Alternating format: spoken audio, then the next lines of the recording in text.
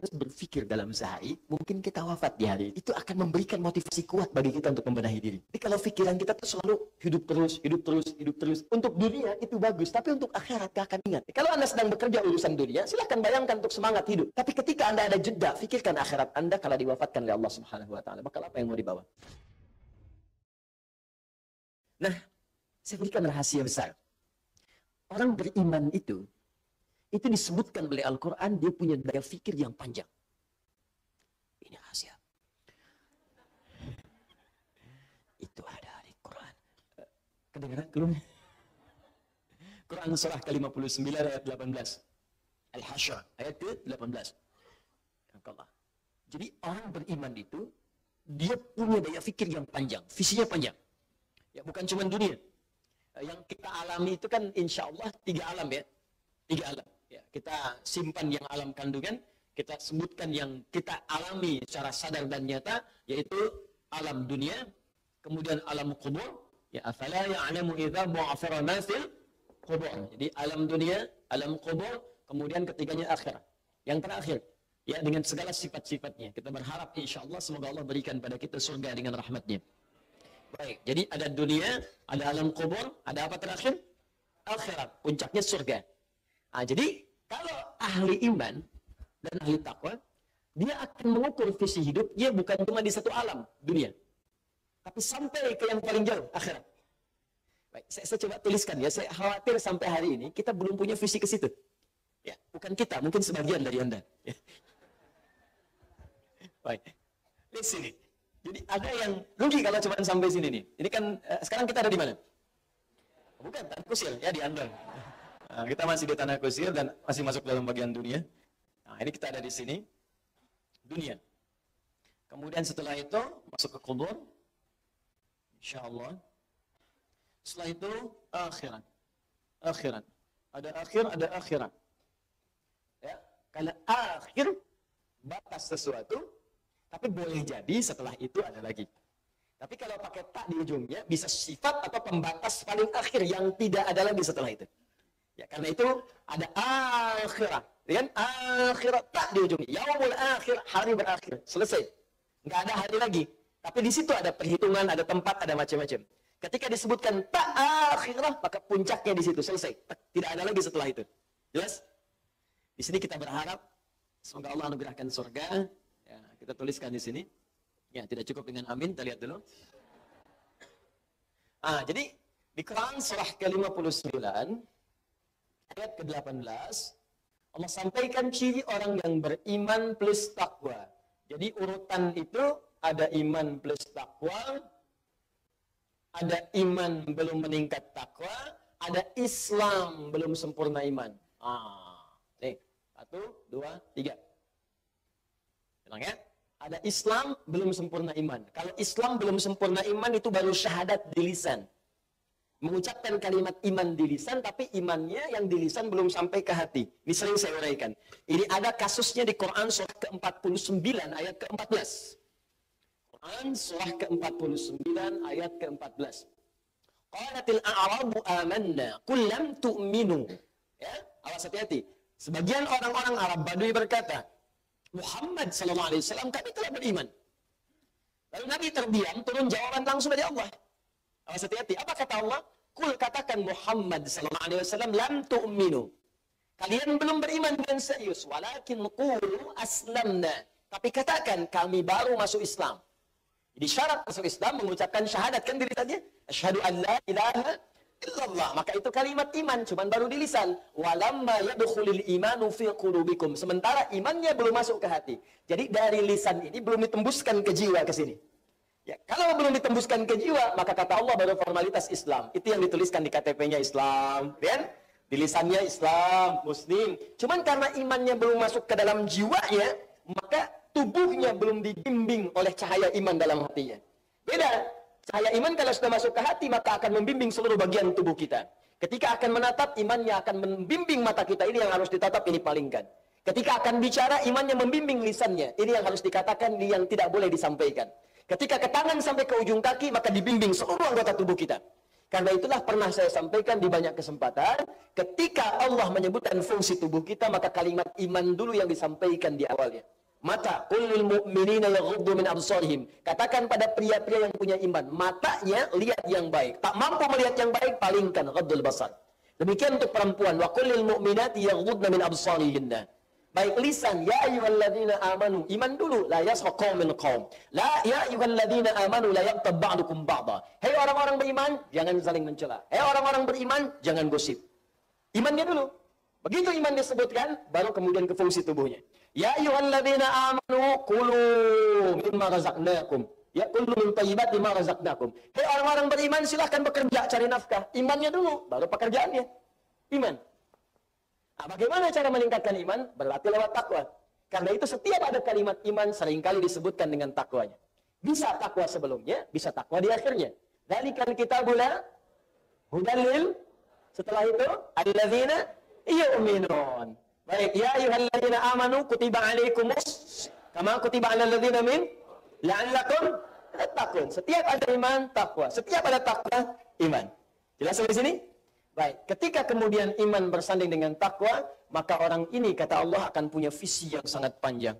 Apa visinya? Dia akan turunkan pola hidupnya, memulai dari puncak yang paling tinggi, dari 3 dimensi yang dilalui dalam hidupnya. Dimensi pertama dunia, dimensi kedua alam kubur, dimensi ketiganya alam akhirat. Maka orang beriman, orang muslim yang beriman dan bertakwa, dia akan memulai visi kegiatannya dari sini, diturunkan. Jadi bukan dari sini. Jadi kalau ada orang belum beriman, apalagi belum berislam, wajar kalau cuma cara berpikirnya sampai sini. Nanti anak saya TK, SD, kemudian SMP, kuliah, jadi dokter. Sampai sini aja, dokter. Dokter dunia, alam kubur diobatin. Anak saya jadi arsitek. Arsitek dunia, membangun gedung cakrawala. Di alam kubur gelap, tak mampu membangun apapun. Mau kaya, kumpulkan harta. Tapi ketika wafat kan selesai. Telah meninggal dunia. Artinya semua yang dihasilkan di dunia ditinggalkan. Ditinggalkan. Jadi ada yang di bawah.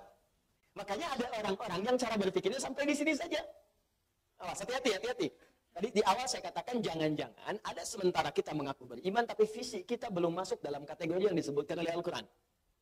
Karena ada yang sampai sini saja. Quran surah kedua, Al-Baqarah ayat ke-200. Paling kanan agak ke bawah sedikit. Perhatikan kalimatnya. Wa minan nasi may yaqulu rabbana atina fid dunya. Bukan. Jangan ngalah Joni. Wa ma lahum fil akhirati min khalaq. Aja.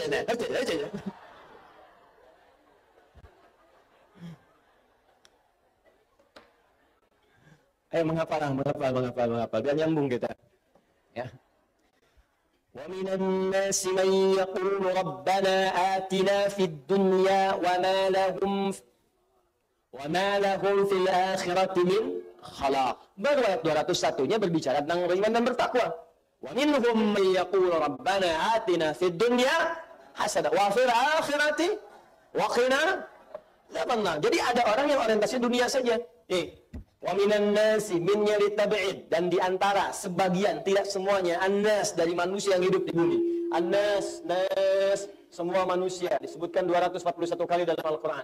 Wa minan nas, min dari semua, min yalitab'id, bukan semua manusia tapi sebagian saja. Dari sebagian manusia ini ada yang orientasi hidupnya dunia saja. Rabbana atina fid dunya. Ya Allah, anugerahkan kepada kami semua kemuliaan dunia, kedudukan yang paling tinggi, harta yang paling banyak. Ini nggak mikir. Nikmati dunia lah, alam kubur gimana nanti, belum jelas. Ada yang begitu. Ya, akhirat belum nampak, dunia aja dulu. Nah, begitu wafat kelabakan. Ya, nah ini, poin pertama ini. Nah, sedangkan ada yang kedua, ini yang paling tinggi. Wa minhum may yaqulu rabbana atina fid dunya hasanah wa fil akhirati hasanah wa qina adzabannar. Visinya, dia inginkan dunia akhirat. Disebutkan dunia akhirat, alam kubur otomatis masuk. Nah, cara merumuskan ini disebutkan di Quran surah 59 ayat 18. Ya ayyuhalladzina amanu ittaqullah. Hai orang-orang yang telah beriman kepada Allah, tingkatkan takwamu kepada Allah. Di antara cara meningkatkan takwa itu wal tanzur nafsum ma qaddamat, dan hendaklah setiap diri kalian yang merasa beriman itu.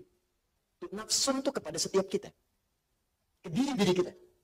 Kata Allah, enggaklah setiap orang. Jadi kalau merasa beriman, itu orang beriman itu kata Allah pasti punya planning seperti ini.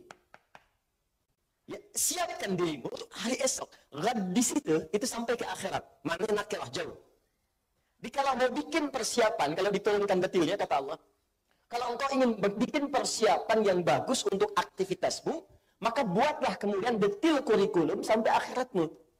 Cara menurunkannya, visinya turunkan. Anda kan ingin ke surga. Saya sering katakan surganya mau yang mana? Nomor 1 kah? Nomor 2 kah? Nomor 3 kah? Nomor 4 kah? Belum jelas VVIP kah? Atau VIP kah? Kelas bisnis kah? Atau kelas ekonomi kah? Seekonomi-ekonominya surga, masih enak. Masih nyaman, nikmat. Ya. Ini mana yang mau didapatkan? Yang ini bersama semua Nabi. Quran surah keempat ayat 69. Yang ini di taman surga. Quran surah 51 ayat 15 sampai dengan 23. Yang ini seluas langit dan bumi. Quran surah ketiga ayat 133 sampai 134. Yang ini nggak disebutkan langsung tapi keindahannya nyata. Paling minimal pengen apapun terfikir langsung ada. Ini yang kelas ekonomi loh, Bu. Pengen apa terfikir langsung ada. Anda mau lewat ke sini, itu depan udah jualan somai itu. Belum sempat beli, pengen rencana doang. Begitu keluar dari sini udah habis. Kepikiran, masuk mobil meninggal. Gitu. Kata Allah masuk surga, ada kelas yang ini. Begitu pertama kali masuk, yang kepikiran somai. Somai an-nur ya Allah, sering. Langsung. Kok pedagangnya nggak ada ya Allah? Di situ muncul juga. Padahal pedagangnya udah di sini misalnya, pindah. Contoh. Lihat ya. Turunkan dari sini. Ini amalannya apa? Amalannya apa? Amalannya apa? Amalannya apa? Ada semua. Ya, ada semua. Di ketika Anda temukan semua amalannya ini, turunkanlah menjadi kurikulum kegiatan di bumi. Ini maksudnya. Ini contoh, saya ambil dulu yang ini ya. Paling tinggi. وَمَنْ يُطِعِ اللَّهَ وَرَسُولَهُ فَأُولَٰئِكَ مَعَ الَّذِينَ أَنْعَمَ اللَّهُ عَلَيْهِم مِنَ النَّبِيِّينَ وَالصِّدِّيقِينَ وَالشُّهَدَاءِ وَالصَّالِحِينَ وَحَسُنَ أُولَٰئِكَ رَفِيقًا. Siapa yang mau taat kepada Allah dan Rasulnya, kami akan satukan mereka di surga nanti dengan 4 golongan yang paling mulia. Satu, semua para nabi yang pernah bertugas di bumi. Kemudian ada orang-orang para syuhada, orang-orang jujur yang senang mengamalkan isi Al-Quran. Keempat, orang-orang soleh. Semua dikumpulkan di satu tempat di surga. Kalau kalian ingin cari visi, maka mereka model terbaik, kata Allah. وَحَسُنَ أُولَٰئِكَ رَفِيقًا. Jadikan mereka teman hidup. Bawa kurikulumnya, bawa manhajnya, terapkan di kita. Nabi nggak mungkin, karena sudah tidak ada Nabi setelah Nabi Muhammad SAW. Tapi kita bisa turunkan cara hidup para syuhada, cara hidup para orang soleh, cara hidup para siddiqin. Keluarkan itu modelnya buat kurikulum hidup, apapun profesi kita. Dan nggak harus jadi ustaz. Bukankah Abu Bakar itu bukan ustaz? Beliau seorang pengusaha, tapi punya gelar as-siddiq. Bukankah Utsman bukan ustaz, tapi seorang pengusaha sampai jadi khalifah? Bukankah Amr bin As juga bukan seorang ustaz? Ya, tapi seorang birokrat, juga diplomat yang ulung, Ali yang ustadz, Abu Hurairah yang ustadz, di Anda yang pengusaha, pedagang, birokrat, diplomat, apapun itu, profesi yang kita kerjakan, turunkan rumus ini, kerjakan saat di dunia. Sampai kita berpulang kepada Allah Subhanahu wa Ta'ala. Dan lihat bagaimana Allah menepati janjinya. Innallaha la yukhliful mi'ad. Sungguh Allah tidak akan pernah mengingkari janji. Jelas sampai sini? Nah, pertanyaannya, hari ini teman-teman sudah mengeluarkan yang mana dari semua ini? Ayo perjelas. Jangan-jangan dunia dikejar-kejar, tapi akhirat belum disiapkan. Terus kalau hari ini wafat mau apa? Coba deh, setiap hari saya ingatkan, harus berpikir dalam sehari, mungkin kita wafat di hari itu. Itu akan memberikan motivasi kuat bagi kita untuk membenahi diri.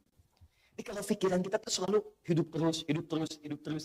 Untuk dunia itu bagus, tapi untuk akhirat gak akan ingat. Kalau Anda sedang bekerja urusan dunia, silahkan bayangkan untuk semangat hidup. Tapi ketika Anda ada jeda, pikirkan akhirat Anda kalau diwafatkan oleh Allah Subhanahu wa Ta'ala. Bakal apa yang mau dibawa? Karena itu, tidak ada di antara bakal terbaik untuk menyiapkan kita pulang, kecuali yang paling tinggi di antara itu adalah mendekat kepada tuntunan Al-Quran. Tuntunan Al-Quran.